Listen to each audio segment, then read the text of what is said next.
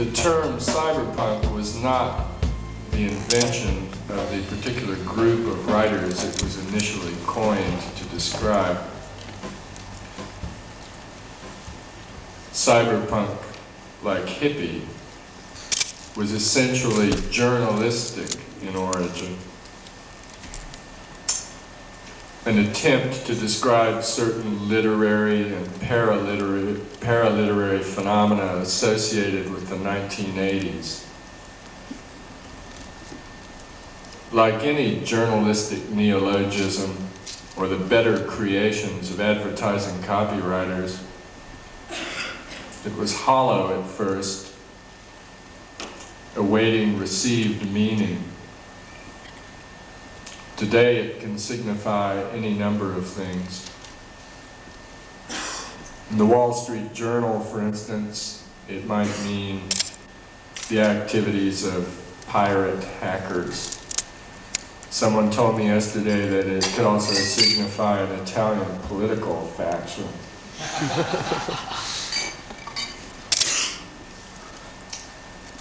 While I have previously expressed frequent doubts as to whether cyberpunk exists or has existed, at least as a formal literary movement, I will now attempt a tentative act of literary definition. But every act of definition must in some sense be self-referential. So I must tell you that I was born in 1948, during what might be described as the late dawn of the very early information age, which is to say that I myself dimly recall environments in which television was largely unknown.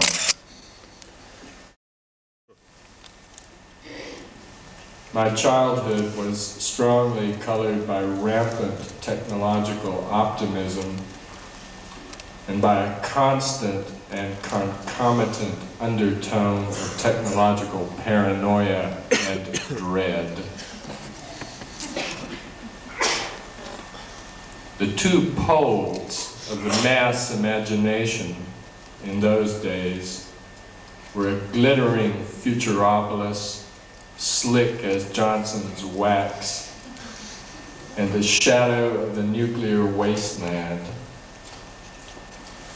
And I was constantly told by various figures of authority that the atom would change everything. At a later date, I was told the same thing about LSD. And it seemed to me as a child that I was in fact living in a science fiction scenario of some kind. And I think I took quite naturally to the language and metaphors of science fiction. Even though much of the science fiction of my youth, it now seems to me, was concerned with technology as its makers would have had us receive it. The future, it seemed, was about to arrive on a stainless platter, very possibly of Scandinavian design, to be eagerly and instantly taken up and applied to whatever purpose its manufacturers intended for it. Now, in 1990, having arrived in the future in Linz via the very slow time machine that is the human body, I am told that everything is about to change. And perhaps this is true. But the stainless platter of the 1950s has become a constant stream of cardboard bubble packs. Cardboard backed bubble packs. And I have noticed that we do not always employ new technologies to the purposes originally imagined by their inventors. I cite as an instance persistent rumors that Colombia's Medellin cartel employ expert systems in the scheduling of the global flow of their product. You see, the street does find its own uses for things.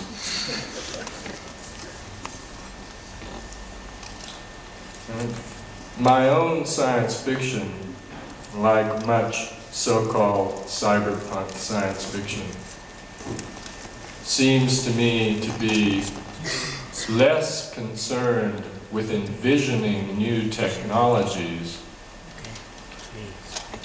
than with considering the various manifold uses which the wonderful and very messy human animal might find for these technologies. And if I have one piece of general advice for you, it's something like this. Whenever you are presented with a new technology, you should ask yourself what a policeman, a politician, or a criminal might do with it. Furthermore, whenever you see a policeman, a politician, or a criminal with a new piece of technology, ask yourself what you might do with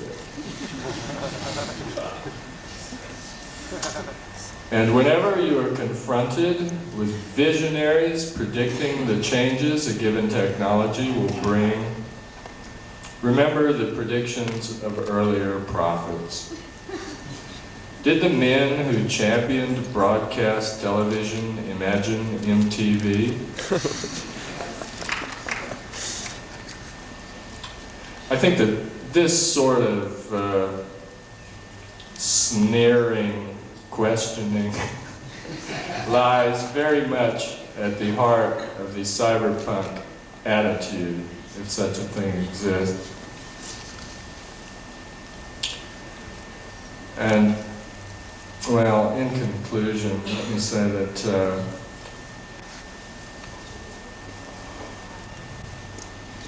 I think it was C.P. Snow who first made the distinction between Western civilization's two cultures, who's speaking of the dichotomy between art and science, or for my purposes, between art and technology.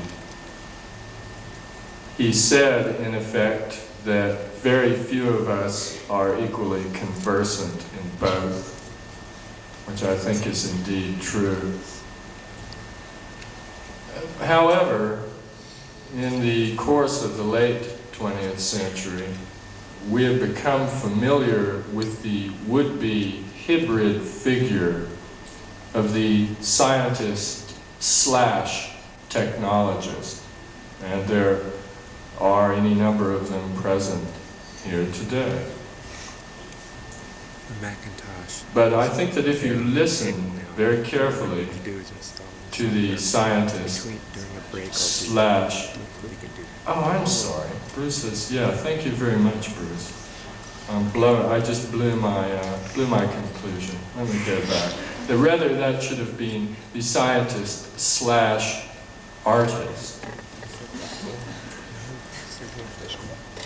But if you listen very carefully to the scientist/artist, you can usually hear that they speak from moment to moment from either one side of the slash or the other. Cyberpunk, to the extent that it succeeds or fails, or has succeeded or has failed, I think the thing that it most represents to me is the attempt to speak from the slash simultaneously in both or either tongue. And I think that's difficult, and generally